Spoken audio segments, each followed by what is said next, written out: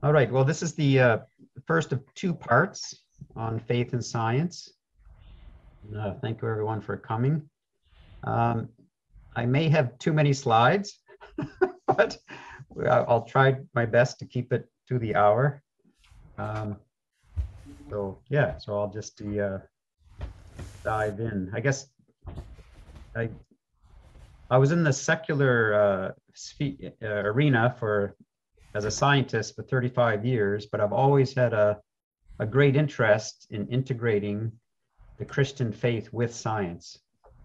So I've had a great interest in doing that. And in a nutshell, God is the God of truth.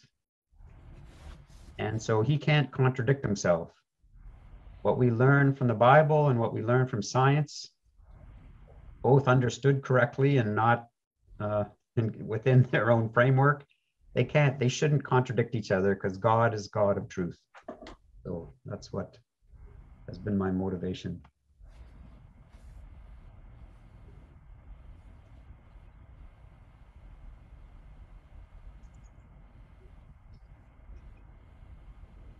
I'm trying to advance my screen.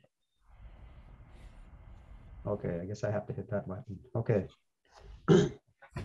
But in the last several centuries, faith and science have been seen as not compatible, as very severe opponents, actually.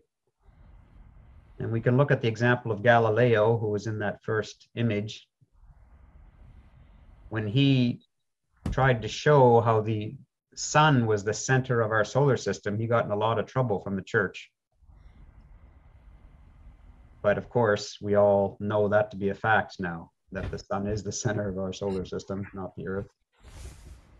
Darwin, for example, when he came up with the theory of evolution, of course, that caused quite a controversy, and it still does today. But one can really argue that science itself grew out of a Christian mindset. It came out of a Jewish Christian understanding of the world in which we live. Because the Bible tells us God is rational, and so must be his universe. God has set up rules in this universe, and he's given us a rational mind to find out those rules. Very clear from the Bible that God is not the universe. He's outside it. He created it. So he is not the universe. Unlike pantheism, which tries to say that the universe and God are the same. And God created everything as good. We know that from the first chapters of Genesis. And we can try and correct evil and pain and suffering wherever we find it. So these are all a Christian understanding of the world. And the fact, it's not an accident that it was the Western Christian world that came up with the scientific method and the scientific process. Because scientists have made it a goal of their lives to discover the laws of nature, like Newton with the law of gravity and the laws of motion, thermodynamics. These are inescapable laws, if you like. And we can only discover laws because nature is orderly, consistent, because it was created by God, a rational, just God. If the universe was just random, then there wouldn't be any laws to follow or figure out. And we can have this confidence in this orderly universe because there was a rational, good God who created it and put it into place.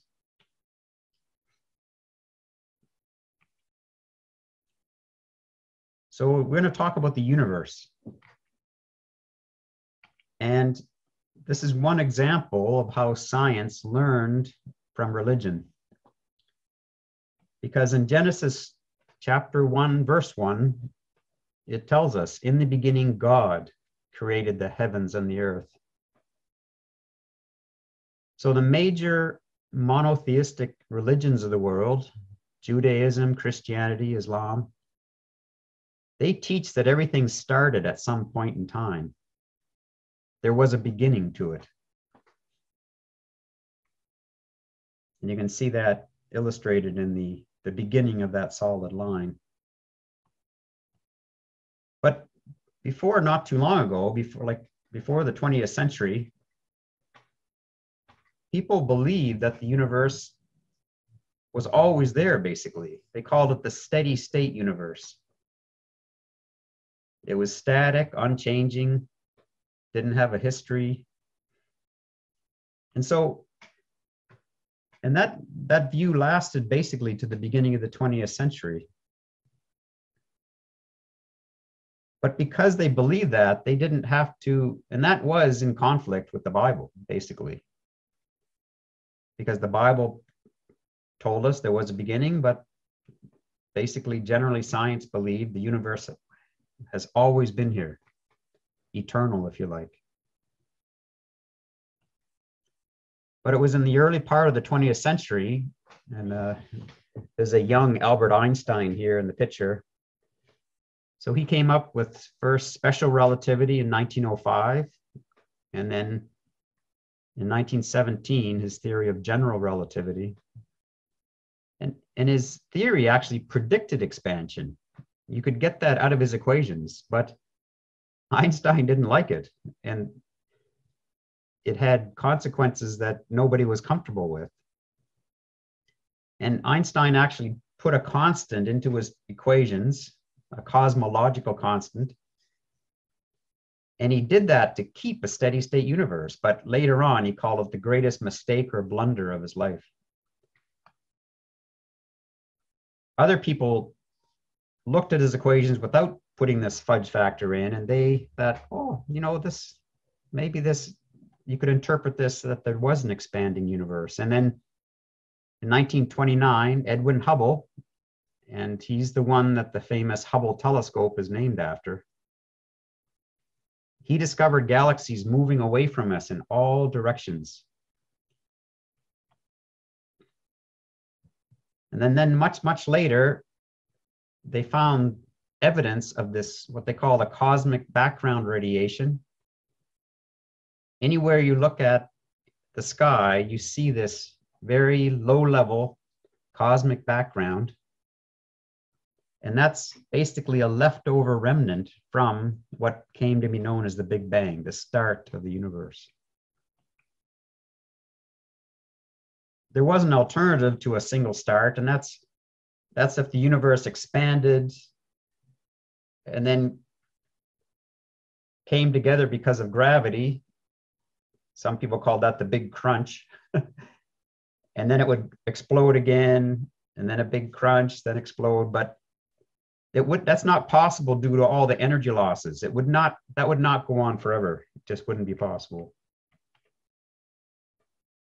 So all the evidence we see now points to an expanding universe starting from a single point.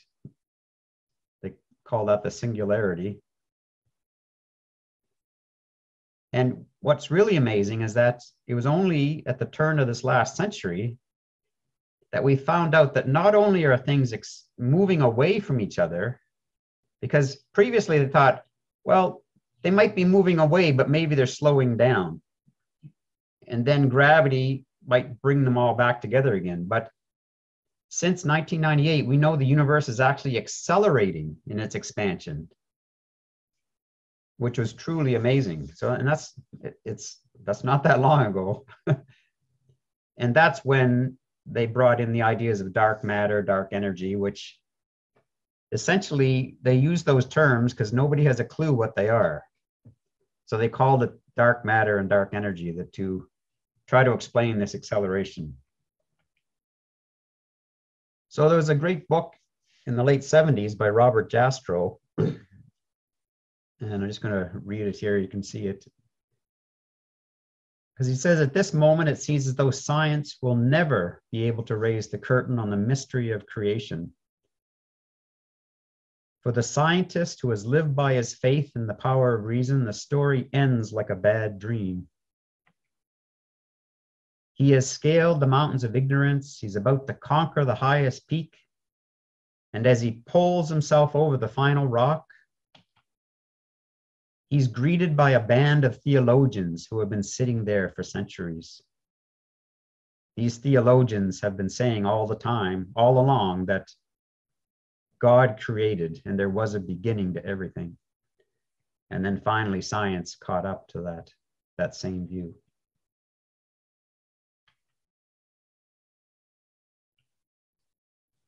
So with this beginning, scientists now had to try to figure out, how did the universe come to be? You know, if the universe was always here, then there was no question. You know, he didn't have to explain how it got here because it was always here.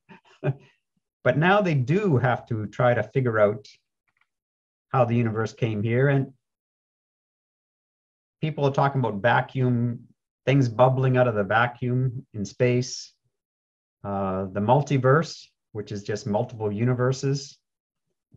I don't have time to go into all that, but there's a reason that essentially, and I'll talk about fine-tuning in the part 2 of this series, but essentially resorting to the multiverse is a way that they try to get away from saying that this place has been designed. It's a materialistic way of saying we just won a big lottery, but that'll be another day.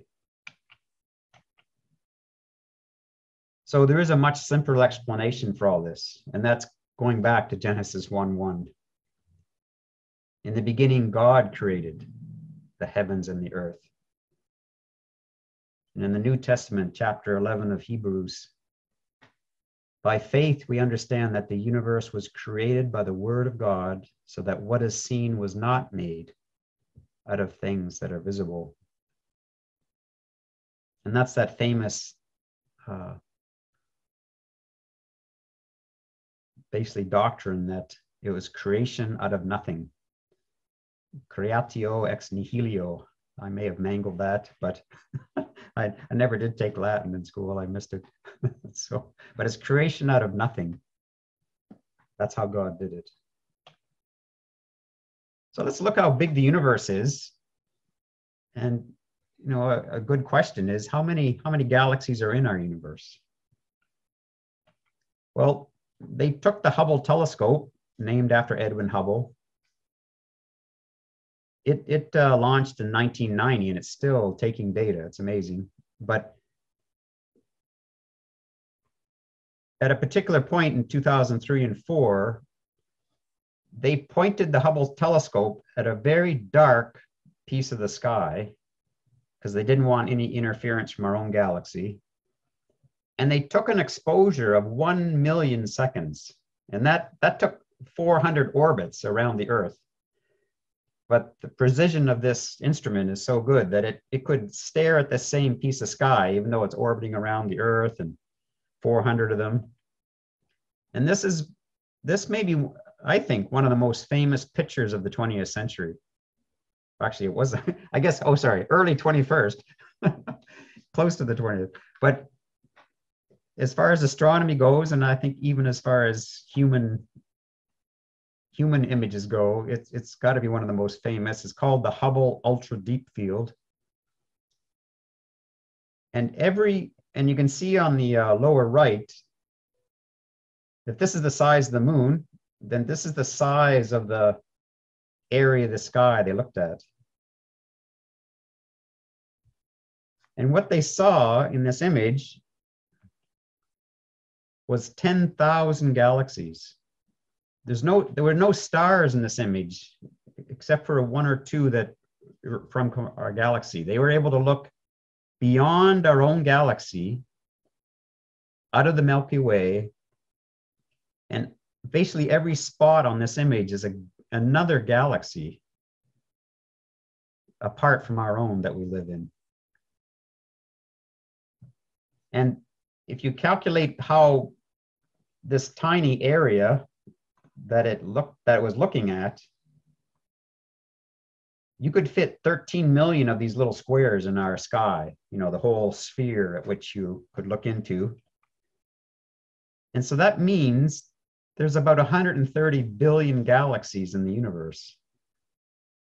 And that's galaxies like the Milky Way that we live in, or Andromeda that we can see with the naked eye. That's our nearest neighbor. And each of these galaxies has billions, hundreds of billions of stars. So the universe is just unbelievably big. It's astronomically big. People have different reactions to this. So let's look at one reaction. Voyager 1 is a very famous instrument. It was launched in 1977. And Carl Sagan, the famous astronomer and popularizer of science, he was very much involved with Voyager 1.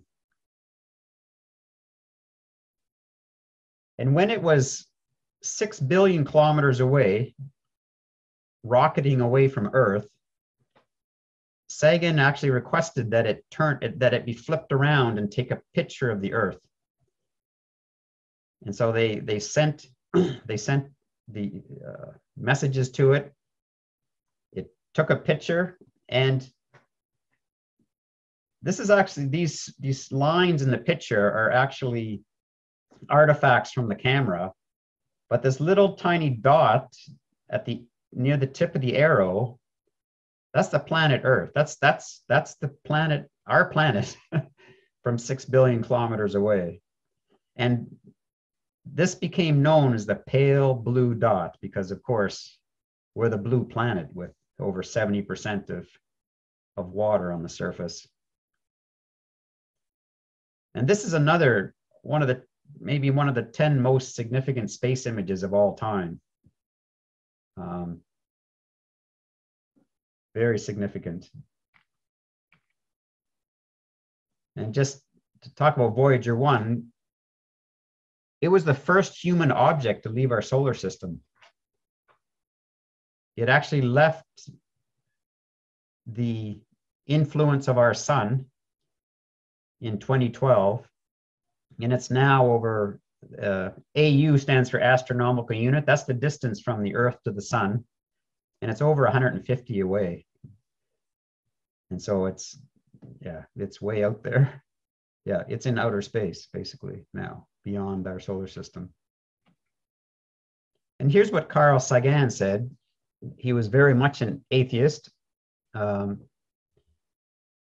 he said this: our posturings, our imagined self-importance, the delusion that we have some privileged position in the universe are challenged by this point of pale light. Our planet is a lonely speck in the great enveloping cosmic dark. In our obscurity, in all this vastness, there is no hint that help will come from elsewhere to save us from ourselves. So he was a very eloquent person. He did the first Cosmos series, if people remember that. But he got it wrong, because he would basically say that Christians are just self-important, to think that in this vastness of space, we are significant.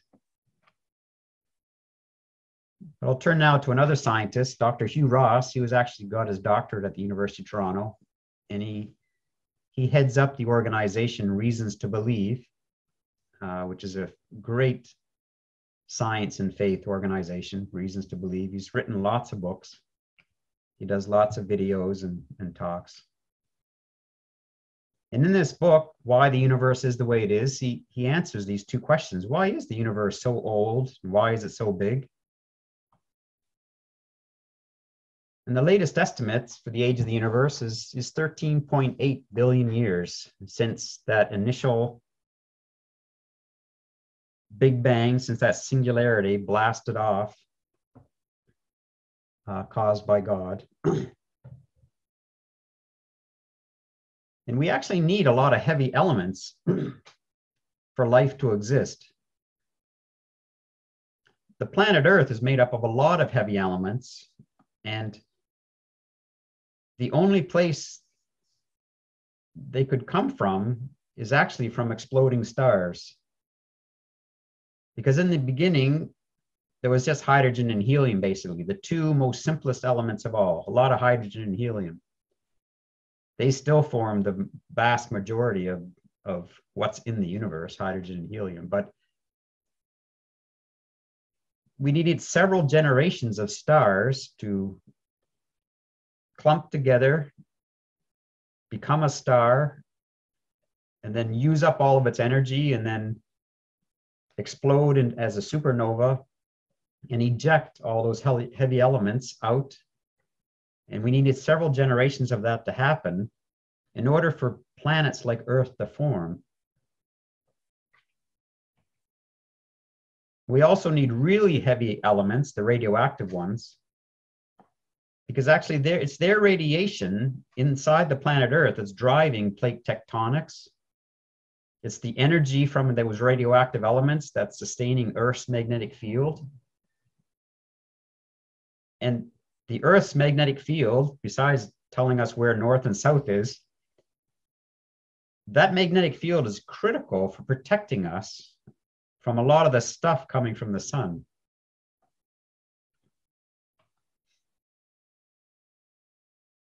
But all those generations of supernova, what was dangerous? The radiation is lethal, very dangerous, lots of gamma rays. So the best time for life is when a lot of those events have subsided. And this is after about the 10 billion year mark in the universe. And our own sun was born at about 9 billion years in the age of the universe. And the sun is about 4.5 billion years old, right about here. And what's interesting about that is that's at a perfect time. It's at a very quiet time as far as dangerous flares from the sun. And in another 5 billion years, the sun will have used up all of its fusion elements, and it'll grow to become a red giant and will envelop the planets, including our planet. So it's at a very optimum time for us to be here and in this place. And it's too much to go into now, but if you look at the history of the planet Earth, so many things were just right for us to be living at this particular time in the history of the planet, with all the resources that we have, the right atmosphere, the right radiation from the sun, giving rise to all the plants. So everything was orchestrated just amazingly for us to be living at this time, basically, in history of the planet and the universe.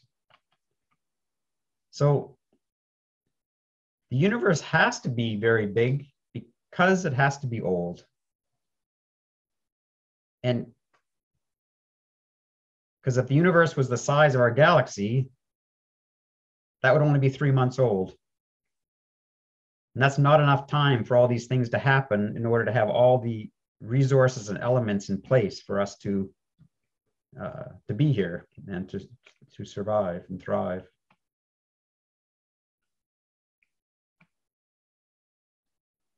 And this bigness of the universe is because you need a certain mass density. If there wasn't a lot of mass in the universe, you wouldn't get stars and planets.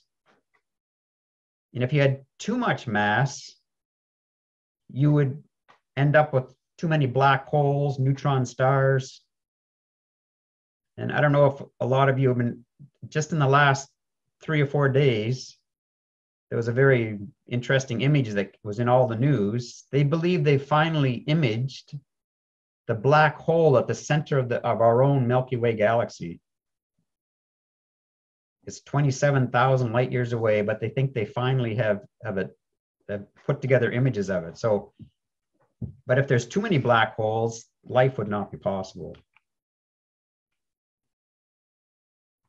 So this is the looking down upon the Milky Way galaxy, and we're here 27,000 light years away from the center, where there's not as much lethal radiation from all the stuff at the center. And so we're in just the right time and location in this universe to be here. Yeah. So if the universe wasn't large and it wasn't old, life wouldn't be possible. It has to be old and large and dark for us to be able to live. And so getting back to what Carl Sagan said, this is what Dr. Hugh Ross says. Rather than seeing ourselves as insignificant specks in the immensity of the cosmos, that's Sagan, we can consider that immensity an indicator of our worth. It seems the Creator invested a great deal. A universe of 50 billion trillion stars plus 100 times more matter, all fine-tuned to mind-boggling precision for us. So we can take great significance from that. So the universe is unbelievably large. And how do some people react to that? Well, it can intimidate some people. People like Carl Sagan can feel very insignificant from it. And a lot of people do, actually, when they learn or appreciate how big the universe is, they think we are insignificant. And they think that, maybe we're a bit arrogant to think we are significant, being so small. But I like this big difference between the vastness in the universe and us small little humans. We know the universe is there. We have a consciousness, a mind, an ability to figure out things given by God. And we know that the universe is out there. The universe has no clue that we are here, not a one. It's just inanimate matter. So talk about significance. It may be big, but it doesn't know anything. And let's go back to God and His Word. Our true significance comes from God. In Psalm 8, it says, "When I look at your heavens, the work of your fingers, the moon and the stars which you have set in place, what is man that you are mindful of him, and the Son of Man that you care for him?" Or in 1 Chronicles 16, "Declare his glory among the nations, his marvelous works among all the peoples. For great is the Lord and greatly to be praised, and he is to be held in awe above all gods. For all the gods of the people are idols, but the Lord made the heavens." So each one of us, not just the universe, but each one of us have been created by God, and we are each significant. Yes, the universe is incredibly big, but that means our God is even bigger and more powerful because He put it there. And despite how big the universe is and how big God is, He's told us in His Word how much He cares for each one of us. Each of us is special in His eyes. And we're each so special that He sent His Son, the one who created everything, to die for us. And I love this line from someone, I don't know who, but the hands that flung the stars into space, they stayed on the cross for us. Okay, so this is first half, kind of. So we've looked at the very big, and now we're going to look at the very, very small. We're going to go, instead of the telescope, we're going to use the microscope.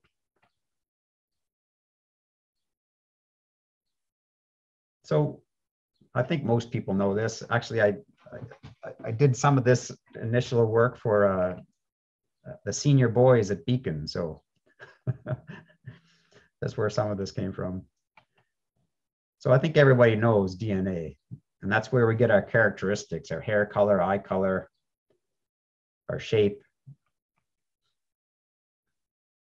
And DNA had been known since the middle of the 19th century, but it was just thought to be packing material.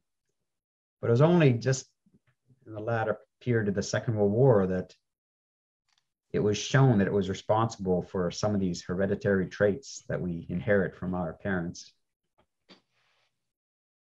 And there was a huge mystery in what was the structure of DNA? That was a huge mystery and a big race to find out how did this thing work? And it was the famous duo Watson and Crick. They figured out that the shape of the DNA was a double helix, as you see there in the image. So it's got two backbones made of sugars that coil around. And then there's four bases. Don't worry about the names. They're basically A, T, C, and G. And A only connects to T, and C only connects to G. So there's only four possible rungs of this double helix ladder. So what's so amazing about it? Well, it's amazing at copying itself. If you can unzip a double helix of a DNA, you basically have two copies of the original. Each half is all you need to rebuild the original.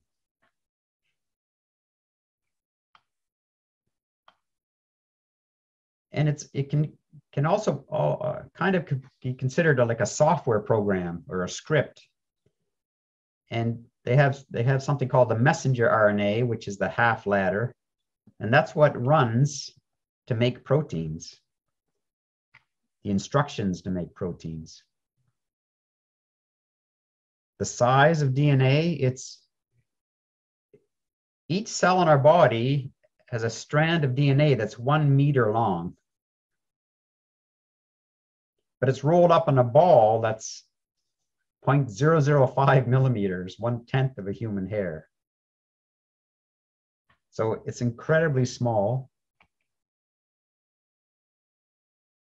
and it weighs just a tiny, tiny fraction of a gram. But it's all you need to specify each of us.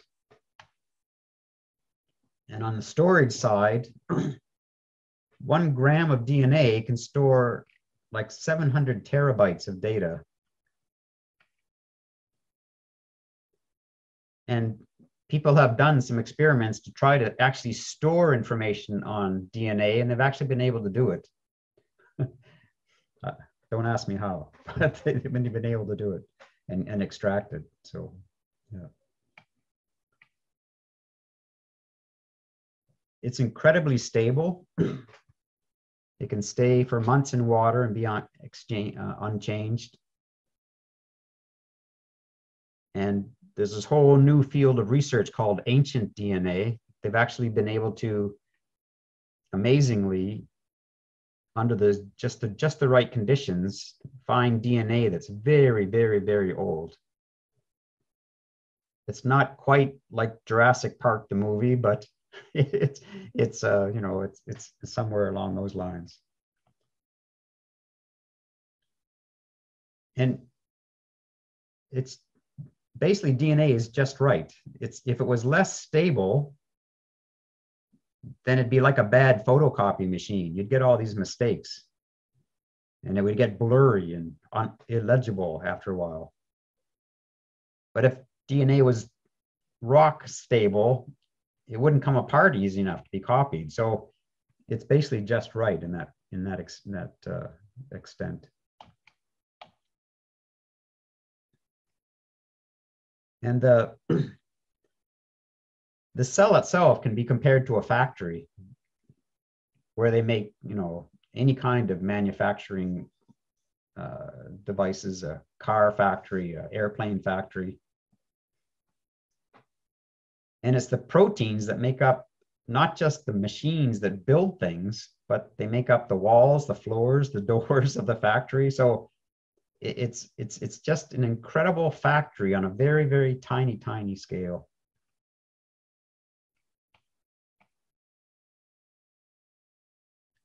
An idea came up in the late 80s called intelligent design. And this is one of the first books in that area of pandas and people, it's called. The subtitle is The Central Question of Biological Origins. And basically, it's what do we do with, when we look around us, we see design. If we go to the beach and we see on the sand, John loves Mary, we know that didn't get there by accident. And so there's been a lot of work and research into figuring out what are the consequences of this and where does that take us?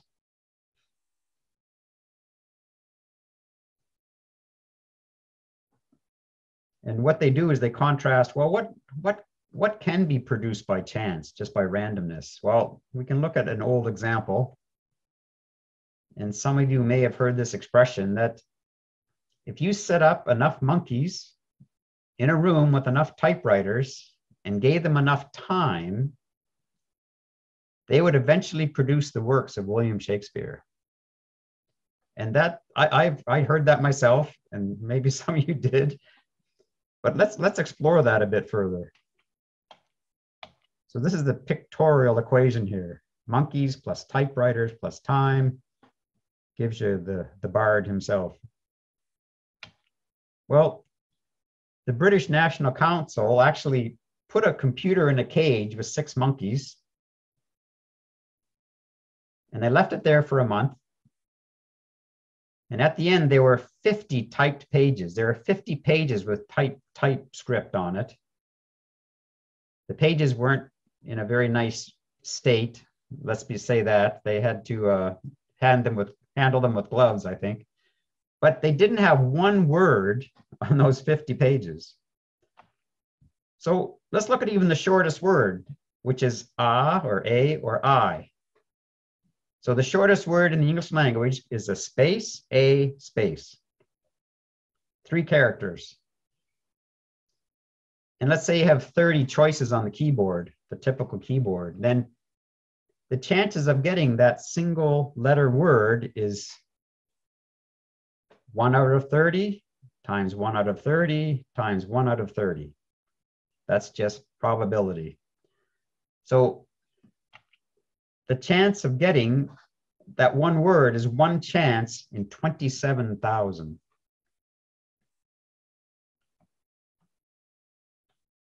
Well, if you ever studied English literature, you would know that a sonnet is a very particular form of a poem that Shakespeare wrote, and it contains exactly 488 letters. You had to have exactly the right form for sonnets. And if you wanted to reproduce that sonnet, any of Shakespeare's sonnets, by chance, by randomness, you'd have 1 over 26 times 1 over 26, 488 times. You need a calculator for this one, folks. That's 1 chance out of 10 with 690 zeros after it. And that's a ridiculously large number. So people have said that, oh, given enough time, anything can happen. And that's what a lot of people in, that back evolution say. Oh, given enough time, yeah, evolution can do anything. Well, that is not true. Rolling the dice in enough time would not end up with the DNA molecule. It just wouldn't. And if we look at the English language, we got 26 letters.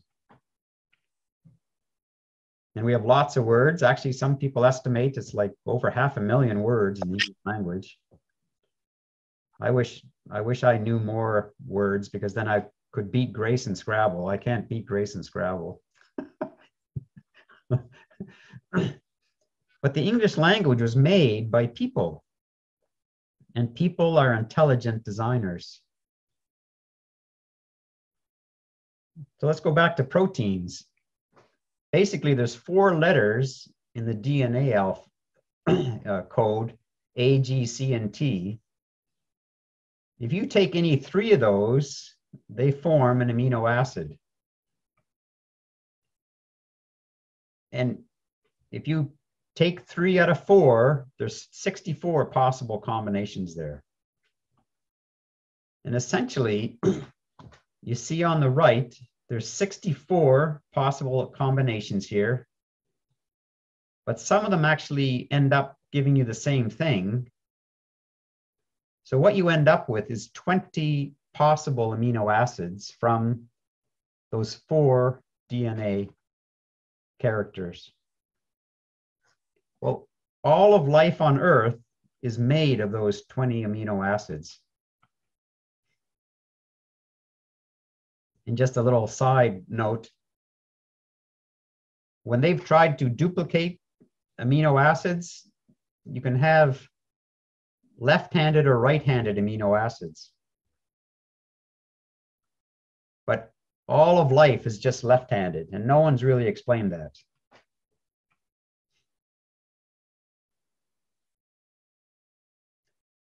So each protein has a sequence of these 20 amino acid letters, if you like. So you can think of the 20 amino acids as like each letter of its alphabet. And the proteins, you could think of those as being words. And the protein words have like 100 to 500 letters, some a lot longer. So this is many more letters than the English language. And I'm glad I don't have to play Scrabble with amino acid words, because that would be a nightmare. And there's estimated to be about 20,000 different proteins. But all these proteins have roles to play. They are programmed by the information contained in our DNA strand in our bodies. And I can't go into all this, but essentially DNA is complicated. And what's significant about DNA, it's got information in it. Just like a software program has information created by the software programmer, DNA has information created by the designer in order to produce proteins that give rise to us. And if anyone's ever taken biology and you learn about the unbelievable feedback mechanisms in our human body and how we are made to fight off things and so on, it's amazing. So basically, DNA is a strong evidence that we have a designer. Oops. Fred Hoyle was not a Christian, but he did a lot of thinking about all this stuff, and he said this: the current scenario of the origin of life is about as likely as the assemblage of a 747 by a tornado whirling through a junkyard. And when a tornado goes through a junkyard, you're just going to end up with more, even a worse looking junkyard. And some of those look pretty bad. And so how life came about is still a huge mystery to those who don't believe in God. It's just. And Francis Crick was one of the 2 people that came up with the DNA structure, Watson and Crick. And he said himself, an honest man armed with all the knowledge available to us now could only state that in some sense, the origin of life appears at the moment to be almost a miracle. So many are the conditions which would have to be satisfied to get it going. So as I said, the origin of life is still a huge, huge mystery and a puzzle to those who don't believe in God.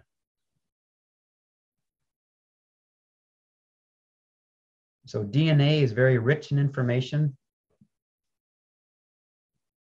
You know, computers, these laptops we're on and phones, they have a lot of information. But Robert Marx said this: computers are no more able to create information than iPods are capable of creating music.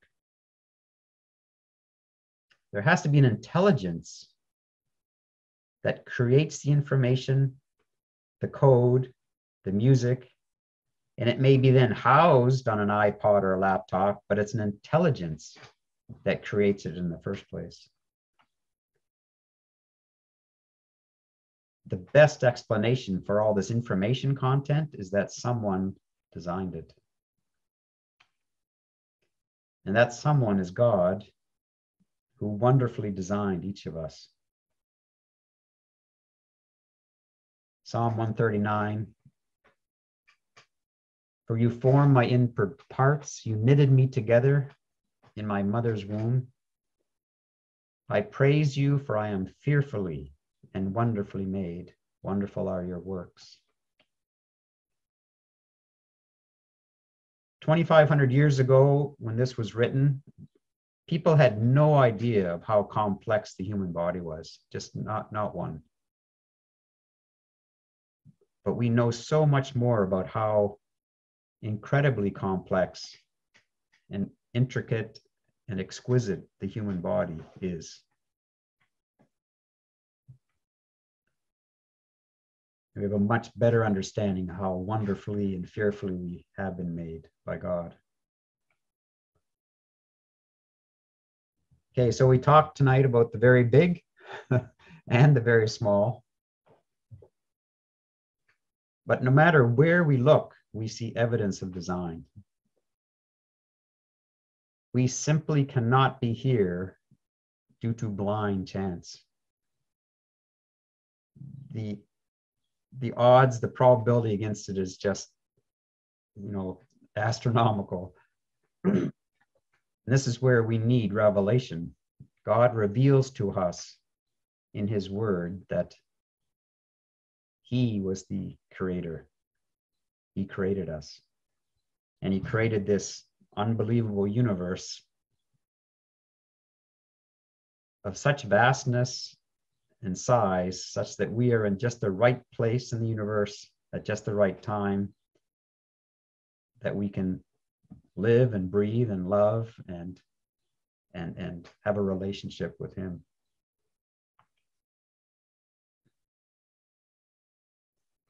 Okay, so next part 2, in a few weeks, we're gonna talk about some of that fine tuning of the universe that was mentioned briefly before, and also about some scientists who are believers and some scientists who are not, just to put that in perspective. So, okay, thanks for your attention. And if there's any questions, I guess I did end before the hour. That's amazing. Yes, you did. Yeah, 5 minutes before. Thank you.